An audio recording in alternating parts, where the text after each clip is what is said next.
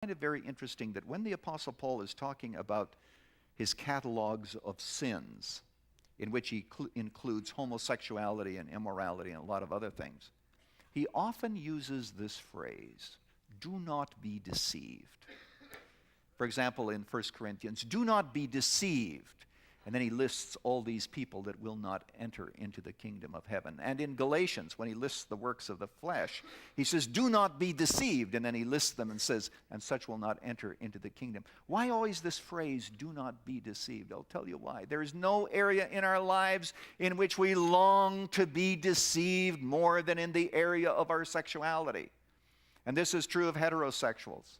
Have we not all counseled a man who says to himself, you know, God is leading me to divorce my wife and to marry my soul mate? One man said, I've spent time in prayer and I'm at peace and I know that God approves of this. Why? Because we long to be deceived in this area. We beg to be deceived. We rationalize to be deceived. So Paul always says, do not be deceived.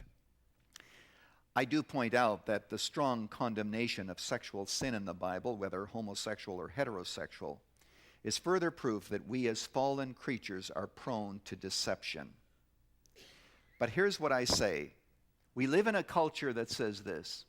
My heart tells me that I'm doing this and I want to do it. And people in general and God in particular had better adjust to my lifestyle. It's the deification of the heart. But unfortunately, it's the deification of a very sinful heart.